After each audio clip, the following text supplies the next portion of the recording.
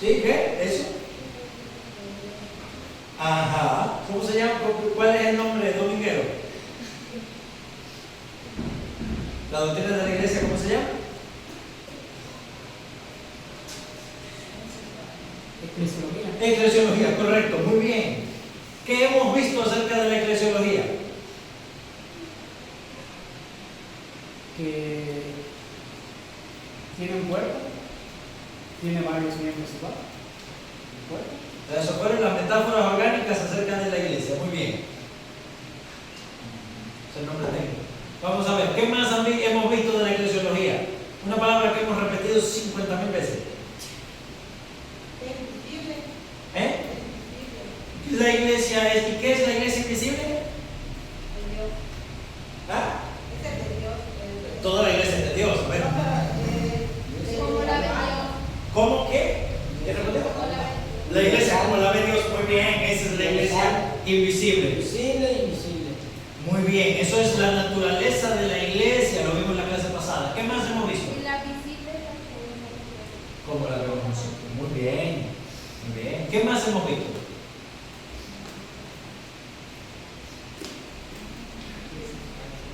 ¿Ah? Las iglesias falsas, ¿cuáles son las ¿Cómo distinguir una iglesia falsa de una verdadera? ¿Cuáles son las tres marcas que permiten distinguir una iglesia falsa de una verdadera? La verdadera es la sana doctrina, de la falsa donde no se quite la fe en la cruz que murió Jesús.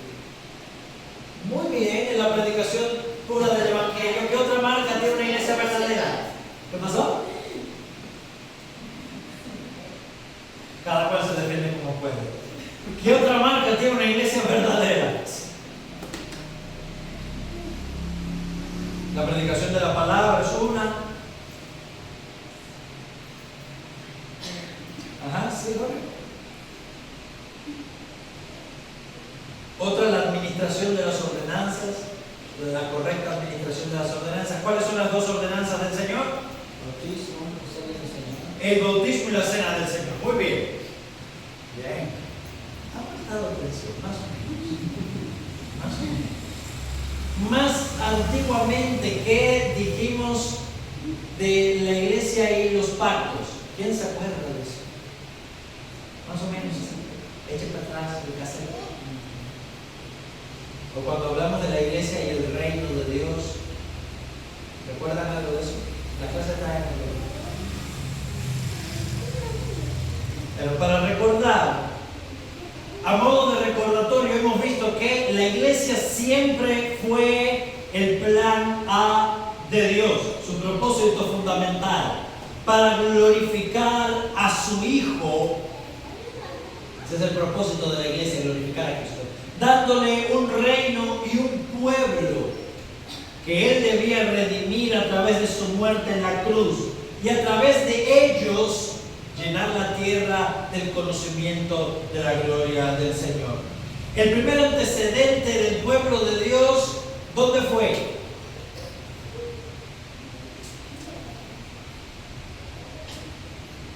Primer antecedente, el primer pueblo de Dios, vaya la Biblia.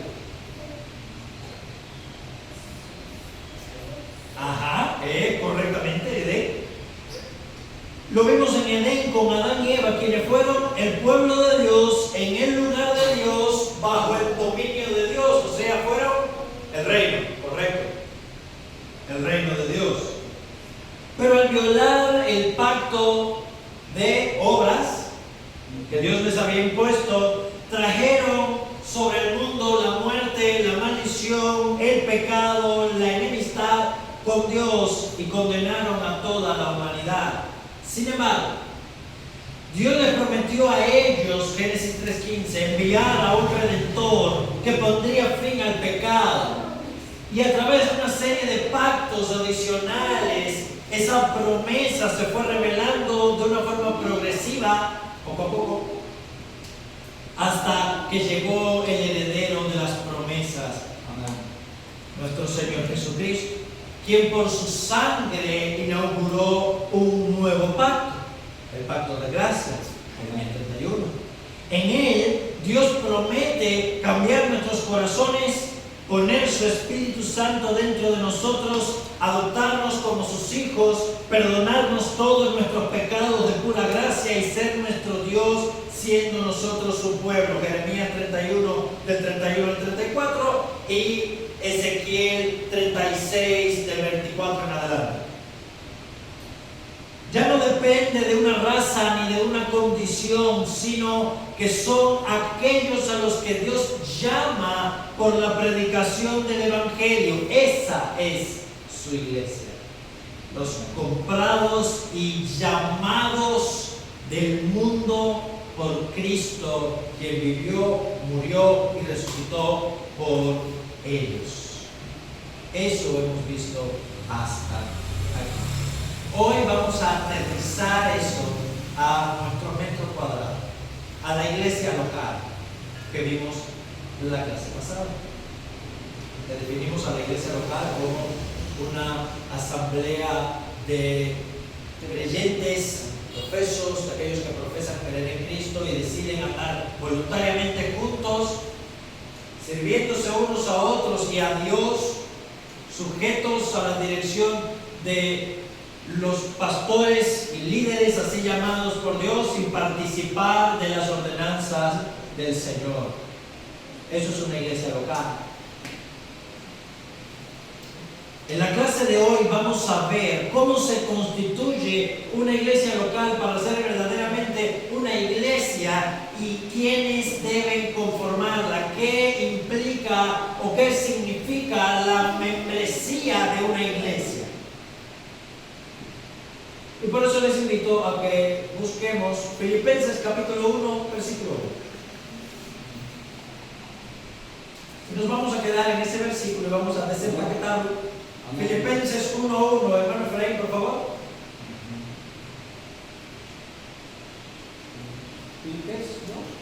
Filipenses 1:1.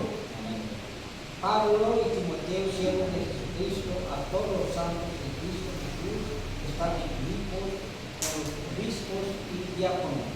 Gracias y paz a vosotros, de Dios, nuestro Padre, del Señor Jesucristo. Muy bien, vamos a quedarnos con la parte B. ¿A quiénes va dirigida la carta? A los filipenses, a los santos en Cristo Jesús que están en Filipos. Ese es el destinatario. Esa es la membresía. Ahora vamos a desempaquetar esa porción. Vamos a irla exponiendo para ver todo lo que significa la membresía bíblica o todo lo que implica. Pablo, para contextualizar, siempre es importante partir de ahí. A los maestros. Vamos a ver un versículo, pero vamos a partir del contexto. Pablo, al escribir la carta a los filipenses, está prisionero en Roma, su primera prisión alrededor del año 62 después de Cristo. Escribe una carta a una iglesia local que estaba enfrentando dificultades y persecuciones entre los propios líderes de la ciudad, entre aquellos que no creían. Esa iglesia quedaba en Filipos, una ciudad importante de la provincia romana de Macedonia, lo que hoy es Grecia. Y Pablo la fundó se nos dice que Pablo la fundó y la narración está en Hechos capítulo 16. Vamos a ir ahí. Hechos capítulo 16.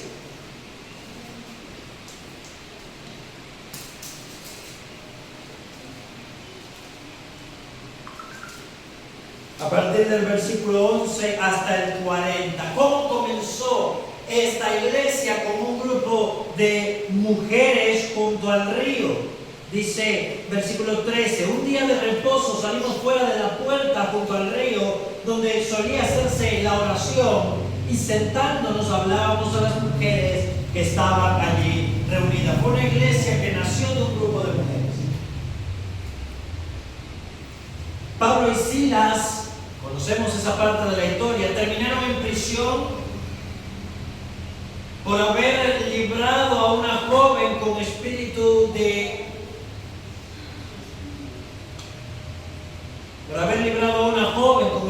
de adivinación, y todo terminó entonces con la conversión del carcelero y de su familia. ¿Se recuerdan esa escena? Estaban presos a medianoche cantando himnos y la cárcel tembló, y el carcelero entonces le dice, ¿qué debo hacer para ser salvo? Y la iglesia se reunía en la casa de una mujer rica llamada Lidia. ¿Qué nos dice el texto? Vamos al verso 13, un hermano que lo esté leyendo, verso 13 al 16. Un hermano, una hermana que lo esté leyendo. Versículo 13 al 16.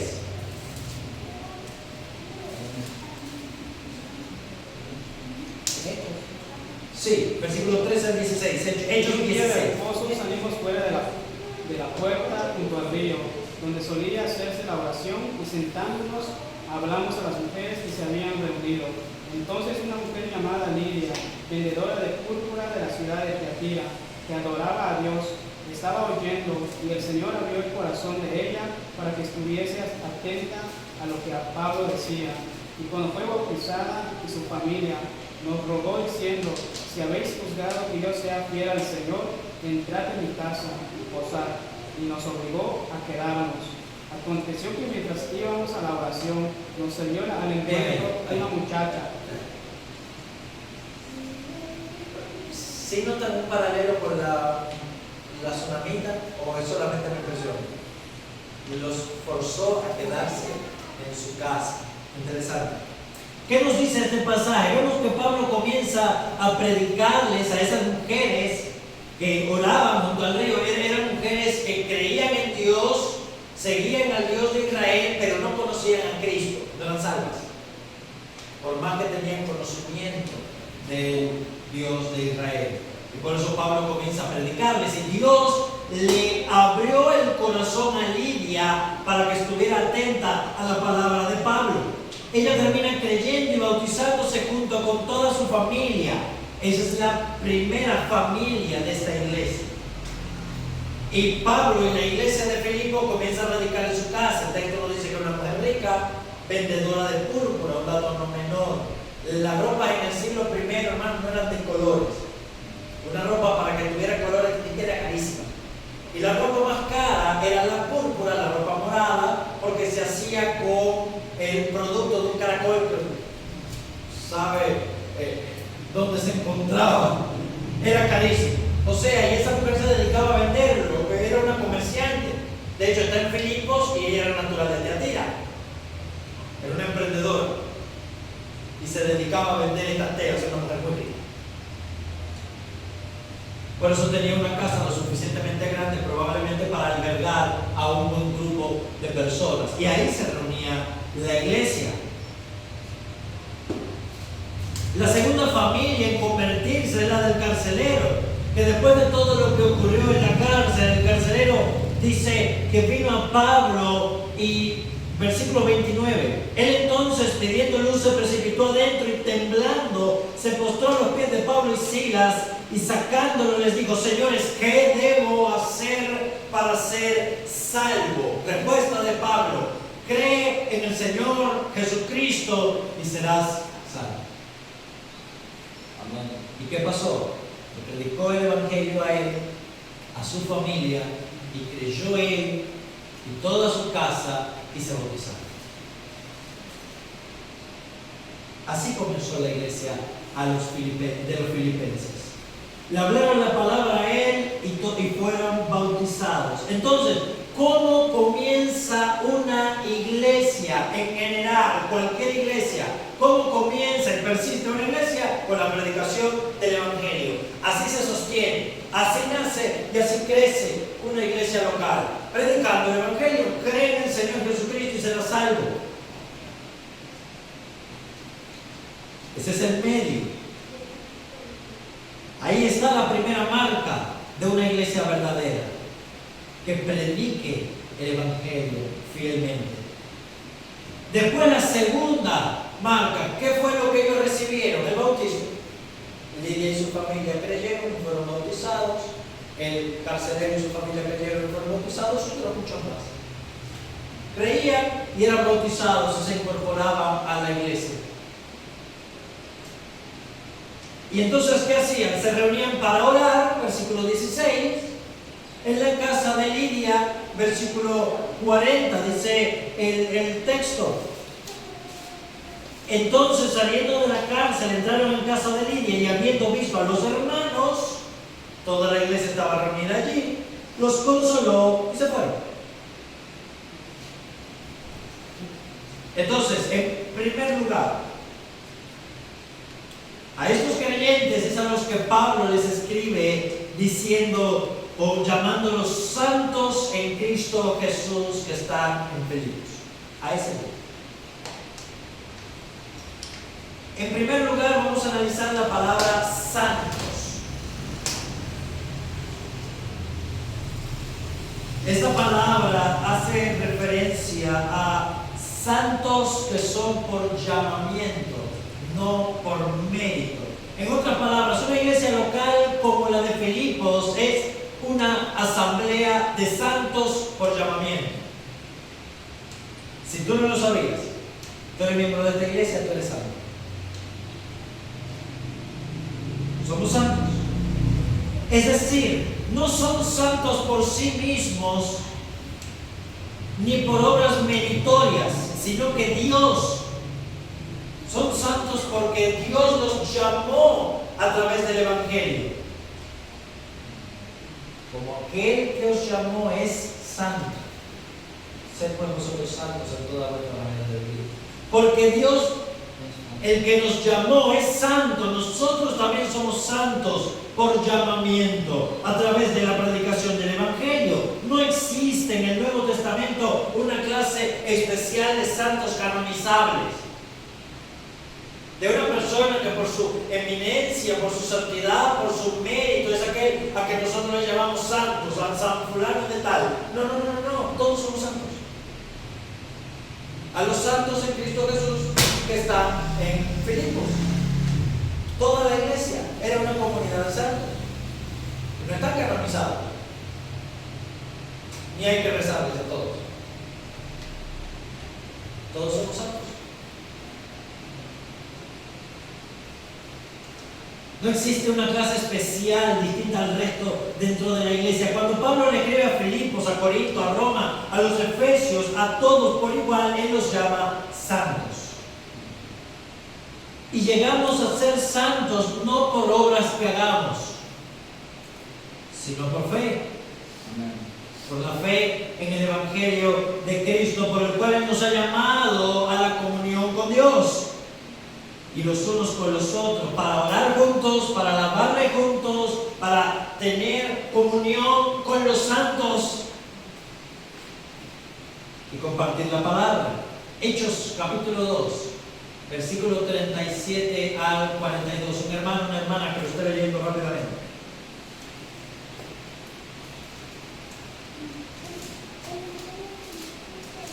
Hechos capítulo 2, versículo 37 al 42.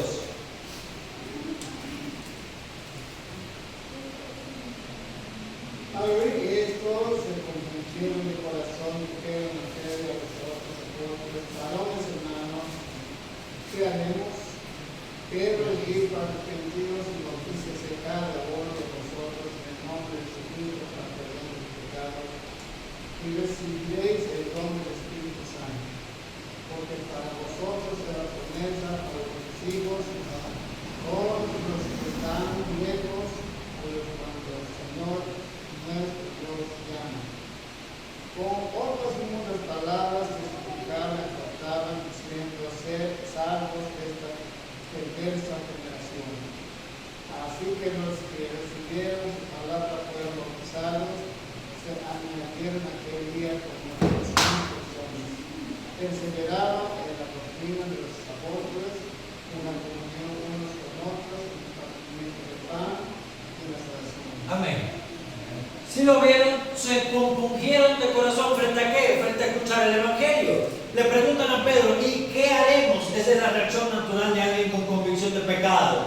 Pedro dijo, arrepiéntanse y bautícense en el nombre de Jesucristo. Ahí está explícita la fe, para el perdón de vuestros pecados. Y recibiréis el don del Espíritu Santo, porque para ustedes es la promesa, para vuestros hijos y para cuantos el Señor nuestro Dios llame. ¿Y qué dice? Que los que recibieron esa palabra, los que aceptaron la predicación de Pedro, creyeron, se bautizaron y se añadieron. ¿A qué cosas se añadieron? A los 120 originales que estaban reunidos en el después. Se añadieron aquel día a la membresía de la iglesia de Jerusalén, se añadieron 3.000 personas. Dios quiera que aquí suceda así. Se añadieron como 3.000 personas.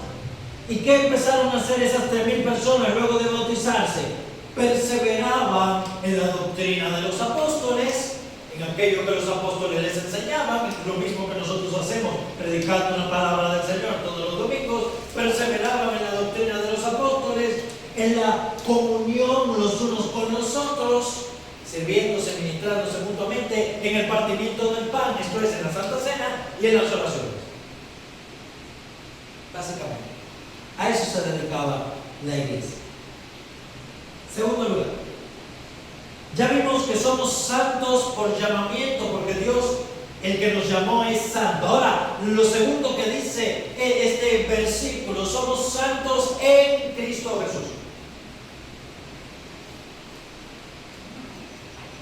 ¿Qué significa esto? Que nuestra santidad es posicional y no significa impecabilidad. No significa que seamos impecables. ¿Por qué somos santos? Porque el Dios que nos llamó es santo, y en segundo lugar, porque estamos en Cristo Jesús. Pero a los santos en posicional, en Cristo. Fuera de Cristo no hay salvación. Fuera de Cristo no hay santidad. A los santos en Cristo. Y sin santidad nadie verá al Señor, dice Hebreos. Fuera de Cristo no hay otra forma. A los santos en Cristo, por la fe y por el Espíritu estamos unidos a Él, y su santidad perfecta ahora es nuestra. Fue puesta en nuestra cuenta. Esa es una santidad posicional. Lo que somos delante de Dios es porque estamos en Cristo. Por eso es que somos hijos de Dios, por eso es que somos justos delante de Dios, por eso es que tenemos una nueva naturaleza, porque lo somos en Cristo. Eso no significa que seamos impecables. No puedes decir como que yo soy santo si todavía veo mi pecado. Sí. No implica que seamos impecables, es posicional. Fíjense que en esta misma carta, a aquellos a los que Pablo les llama santos, la iglesia de los filipenses no era perfecta. No era de gente vestida de ropa blanca que brillaba. Habían dos hermanas en la iglesia que estaban peleadas. Por eso es que en el capítulo 4, Pablo tiene que decirle: le ruego a Evodia y a Síntique que sean de un mismo sentir. Dos hermanas en la iglesia que tuvieron una pelea tan grande que Pablo en Roma se enteró. Eso es como que en esta iglesia haya habido un problema y nos manden una carta de Ciudad de México para decirnos: por favor, las hermanas, reconcíliense. No era una iglesia sin problemas, sin embargo eran santos. Pero en el punto, eran santos en Cristo Jesús, aunque no sin problemas. Pablo desde Roma se había enterado del problema y tuvo que interceder por escrito para que se reconciliaran. Santos no significa impecable. A los corintios Pablo les llama santos. Primero a los Corintios 1:2. Y sabemos todos los problemas de la iglesia. Eran todos los más lejos a la idea que nosotros tenemos de santidad. Pero esto es importante tenerlo en cuenta. Todos los creyentes, todos los miembros de una iglesia local son santos por su llamamiento, limpios por la sangre de Cristo, lavados y sellados por el Espíritu Santo. Tercer lugar, que sigue diciendo: a los santos en Cristo Jesús que están en Filipos. Pablo no le está escribiendo a la iglesia universal, Pablo no le está mandando una carta a la ciudad de Filipos. No, Pablo le está mandando una carta a un grupo particular de personas de Filipos. Un grupo de personas que fácilmente se podían identificar a sí mismos como miembros de la iglesia de Filipos. Esta es la parte central de este tema. Le escribe a los santos que están en Filipos, a un grupo concreto, contado, identificable de personas que se podían reconocer como santos. Pero no es la membresía, no es algo etéreo, la membresía es algo concreto, la membresía es una iglesia local. ¿Cómo se sabía quiénes eran estas personas? ¿Cómo podían identificarse? Porque ellos habían profesado su fe en Cristo y su arrepentimiento de los pecados, y al recibir el bautismo fueron contados como miembros de aquella iglesia local.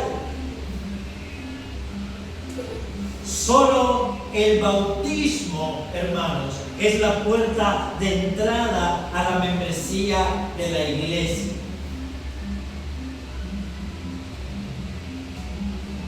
Por lo menos idealmente. Una vez bautizado, el creyente quedaba contado entre los discípulos del Señor, entre los santos en Filipos. Ahora, ¿qué pasa si alguien ya es bautizado y se cambia de iglesia? Bueno, nada, solicita la membresía a esa iglesia. Pero ¿cuál es el tema de la membresía, hermanos? Tiene que ser identificable. Tú te tienes que sentir identificado como parte de ese cuerpo, de esa iglesia, más en este tiempo.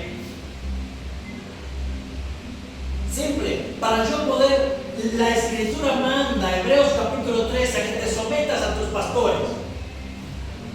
Hebreos capítulo 13, verso 13, someteos a vuestros pastores. Sean dóciles a ellos, escuchen, déjense convencer. Pregunta, ¿a qué pastores te debes someter? Si tú no tienes una membresía clara a una iglesia, ¿a qué pastores te vas a sujetar? ¿A los de Maranatha? ¿A los de la Asamblea de Dios? ¿A quién? No vas a ver, no. No vas a saber quiénes son tus pastores.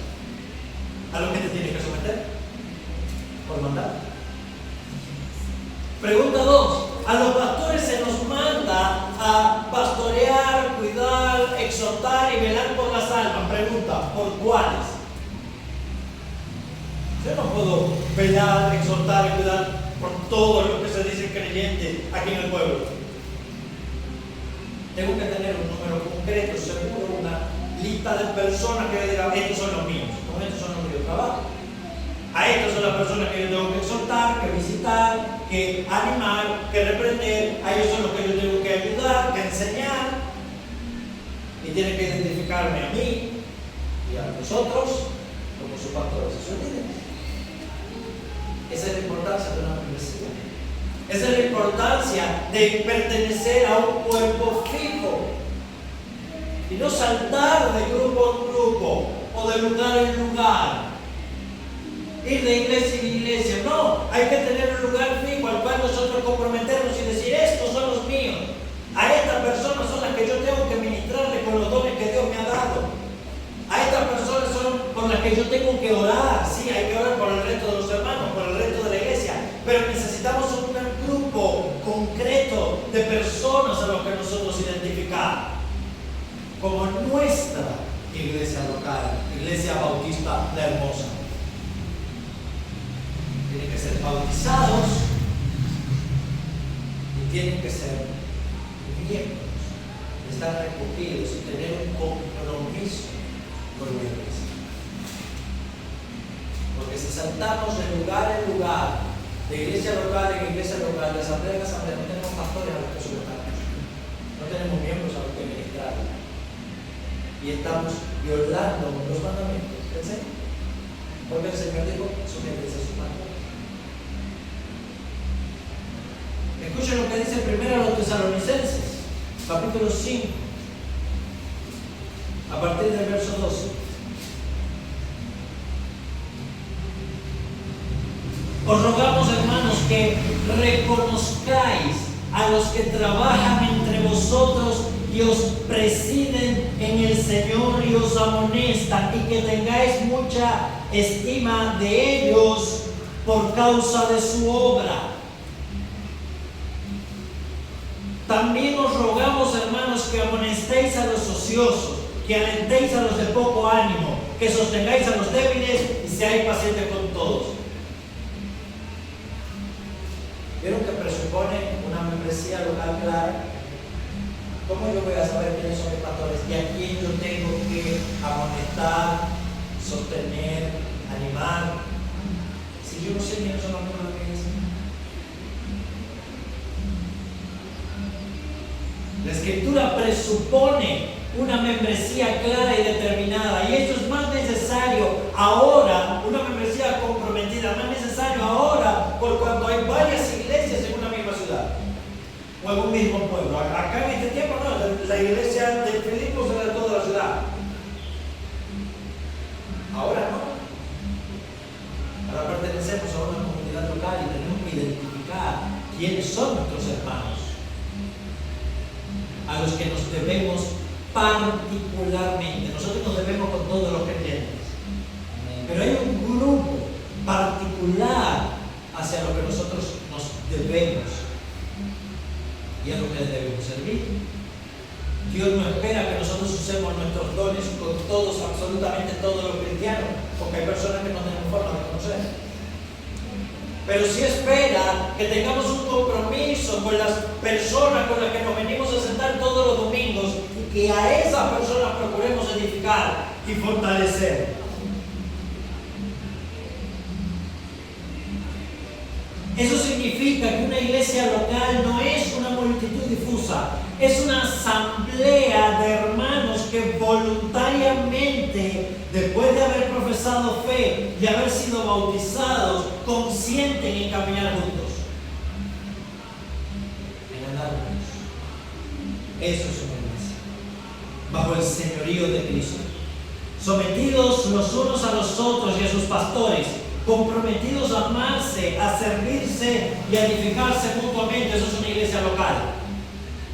Eso es ser un miembro, no es simplemente asistir. Como ya lo había dicho, como si la iglesia fuera una Starbucks, que venimos a recibir un servicio. No, venimos a servir, a capacitarnos para servir a otros, mejor dicho.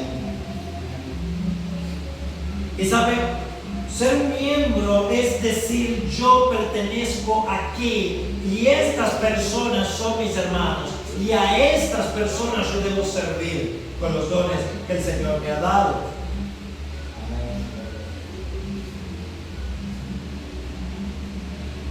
¿Qué implica todo esto para nosotros ahora?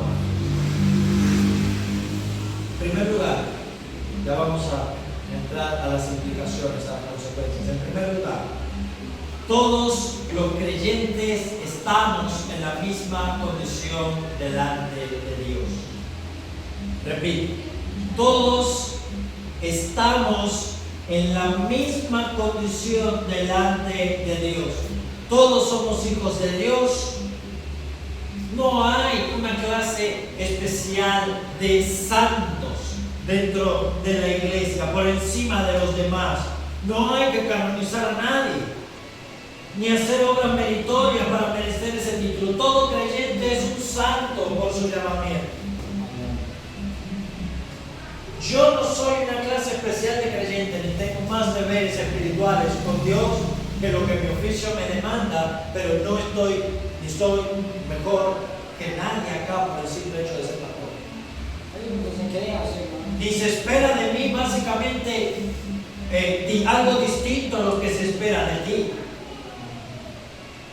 No, porque Él es el pastor, Él sí no puede faltar ni un solo domingo. Ay, tú sí puedes faltar. Venimos delante de Dios. Es a Dios a quien venimos a recibir y enseñar puntualmente, estar todos los domingos, 10 de la mañana y 5 de la tarde. Es a Él a quien venimos a ver, no al pastor. ¿Qué pensaría si yo decido ausentarme y no hay quien predique? ¿A qué clase hermano más informales? Ahora vivo 140 kilómetros de aquí y no tengo coche. Ustedes vienen aquí. Y a quien venimos a ver, y a quien venimos a recibir, es a Dios. En mi país decimos que a cualquiera se le muere un tío, pero no podemos tener un velorio todos los domingos.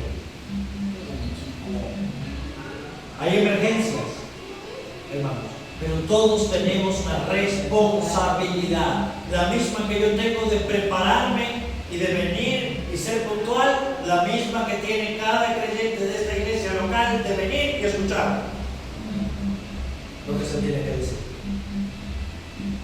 Segundo lugar, llegamos a ser santos por medio de la fe, no por obras. Es Dios quien por su gracia nos ha llamado a la comunión con Él y entre nosotros para orar juntos, alabar juntos y compartir su palabra. En tercer lugar, tenemos la responsabilidad entonces de vivir como los santos que somos. Eres santo porque Dios te llamó. Vive como tal. Si la santidad no aparece en tu vida, Dios no te ha llamado. ¿Se entendió? Somos santos porque Dios nos ha llamado y nos ha unido a Cristo por la fe. Debemos vivir con esa santidad, o mostrando esa santidad. Debemos andar como los santos que somos, agradar a Dios en todo, servir al Señor, mostrar sus virtudes, animarnos y servirnos los unos a los otros como luminares en el mundo, dice Filipenses 2:15. Por eso es que Pablo insiste tanto sobre el tema de la unidad en la carta a los Filipenses. Escuchen cómo Pablo lo trata. Capítulo 1 dice: solamente que os comportéis a la altura del Evangelio de Cristo, para que os sea que vaya a veros o que esté ausente, oiga de vosotros que estáis en un mismo espíritu, combatiendo unánimes por la fe del Evangelio. Por tanto, si hay alguna consolación en Cristo, si hay algún consuelo de amor, si alguna comunión en el Espíritu, si algún afecto entrañable, si alguna misericordia, completad mi gozo, sintiendo lo mismo, teniendo el mismo amor, unánimes, sintiendo una misma cosa. Nada hagan por contienda o por vanagloria, sino con humildad, mirando al otro como superiores a ti mismo. Y si alguno deja de mostrar esa santidad, debemos amonestarlo, debemos exhortarlo, debemos animarlo. Y a los que se pervierten por completo, debemos expulsarlos para proteger la santidad del cuerpo, como una planta que debe ser podada. Y aquí salen tres cosas por las que la iglesia se forma y crece: por la palabra predicada, cantada y orada, por las ordenanzas correctamente administradas y por la disciplina instructiva y correctiva aplicada con sabiduría y misericordia. Cuarto lugar, cada miembro de la iglesia es un sacerdote de Dios. No existen clérigos y laicos en la iglesia de Dios, eso es falso. Cada miembro es un sacerdote. Cada creyente, al poseer el Espíritu Santo y haber sido llamado por Dios, es un sacerdote delante de Él.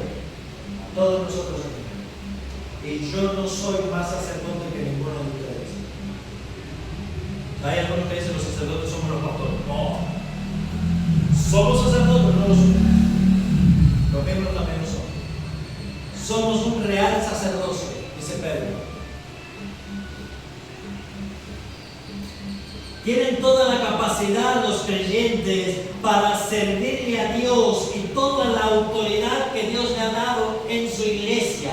En eso se basa nuestro gobierno congregacional como bautistas. Cada creyente tiene el Espíritu Santo y y tiene la responsabilidad y el deber de capacitarse a sí mismo. Esa autoridad implica cosas importantes como llamar o despedir a sus pastores. Esa es la iglesia. Hay creyentes que prefieren irse antes de reprender a sus pastores. No, si el pastor no le acomoda a la iglesia, el que se tiene que ir es el pastor, no la iglesia. Si el pastor comienza a predicar falsedades, que se tiene que ir es él. Pero nota ya, hermanos, que lo que este sacerdocio implica para tu vida diaria y la mía. Si yo soy un sacerdote, entonces toda mi vida tiene que estar dedicada al culto. El culto no es lo que venimos a hacer aquí el domingo solamente. Toda mi vida tiene que estar enfocada en un sacrificio a Dios. Cuando me acuesto a dormir, mi sueño debe ser un sacrificio agradable a Dios. De la misma manera cuando me levanto, cuando como, dice Pablo, si coméis o bebéis o hacéis cualquier otra cosa, háganlo todo para la gloria de Dios. ¿Por qué? Porque tú y yo somos sacerdotes. Nuestra economía, nuestro tiempo, nuestros recursos tienen que servir y estar dispuestos a la gloria de Dios. Y porque cada creyente es un sacerdote, cada uno tiene el deber, la responsabilidad y el privilegio de acercarse a Dios cada día. Es un deber, una responsabilidad y un privilegio de acercarnos a Dios cada día a través de su palabra y oración, de tener un culto privado. Pregunta, ¿cómo está tu devocional personal? Diario con Dios. ¿Cuántas veces al día oras que lees la Biblia? Al día. ¿Cómo está tu devocional familiar? Padres, ¿cuánto están enseñando? Padres, papá, ¿cuánto estás enseñando a tus hijos a conocer a Dios? Madres, ¿cuánto están haciendo lo mismo? Para que conozcan más a Dios, para que aprendan a temerle desde pequeños. ¿Cuánto estás aconsejando a tu hijo o a tu hija adolescente con las Escrituras? ¿Cuánto tiempo oras con tu familia? Piensa eso. Para venir cada domingo debemos tener la responsabilidad también de venir cada domingo disciplinadamente para seguir adorando a Dios y capacitarnos para servir. Por último, cada creyente, en quinto lugar, debe tener la certeza de que verdaderamente está en Cristo. Tanto el nuevo pacto, que es la base de toda nuestra eclesiología, como el hecho de que cada creyente es un santo en Cristo Jesús, nos enseña que cada miembro de la iglesia tiene que estar seguro de que el Espíritu Santo realmente está en él, de que Dios realmente lo ha sellado, lo ha incluido y lo ha recibido dentro de los miembros de su casa, y de que él verdaderamente ha sido unido a Cristo y no se está engañando. Cada uno tiene que tener esa seguridad. ¿Cómo podemos tener esa seguridad de que verdaderamente estamos en Cristo? Fácil. Exponiéndonos diariamente a la palabra predicada, examinándonos todos los días para ver nuestro andar con Cristo. ¿Cómo está tu examen personal? ¿Lo haces? ¿Cómo está tu andar con Jesús?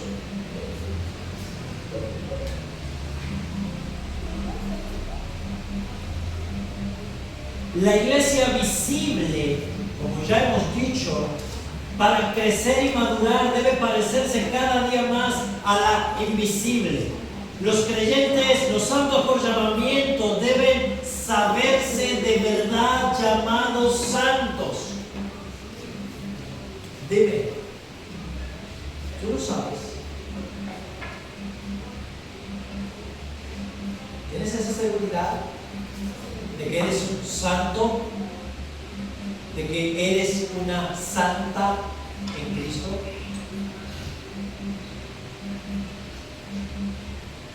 Esto es debido a muerte, amados hermanos, literalmente. Porque si nos autoengañamos, al llegar al día del juicio y pararnos delante de Dios, no sacaremos ningún beneficio de haber asistido a la iglesia. No le vamos a sacar ningún provecho. Debemos examinarnos ahora exponiendo nuestro corazón a la palabra, ejercitándonos diariamente en el arrepentimiento, en la fe, obedeciendo todo lo que se dice aquí que es conforme a la palabra de Dios, porque es palabra de Dios. No simplemente es un buen consejo que te dice ay. Es la palabra de Dios. No puedes simplemente entrar por un oído y salir por el otro. Debemos dejarnos examinar por ella. Y no es que lleguemos a perder nuestra salvación, no, es que nunca la tuvimos. Debemos estar seguros de que sí lo somos. ¿Eres salvo? ¿O salvo? ¿Estás seguro? Por eso debemos predicarnos la palabra en su pureza, participar frecuentemente de las ordenanzas, disciplinarnos continuamente los unos a los otros. No toda disciplina tiene que llevar a la excomunión, eso es lo último. Debemos exhortarnos, debemos instruirnos los unos a los otros. Lo hacemos al ejercer mejor los privilegios que Dios en su gracia, en su amor y en su poder nos ha concedido, y para mostrarnos cada día más santos. Así confirmamos que somos santos en Cristo. Conclusión. Entonces, ¿qué es una iglesia local? Es una asamblea concreta de santos, llamados por el Evangelio y lavados por la sangre de Cristo, bautizados y unidos voluntariamente a su señorío, que se reúnen en un lugar para escuchar la palabra de Dios, recibir las ordenanzas, ejercer la disciplina y servir a Dios y a los hermanos como sacerdotes.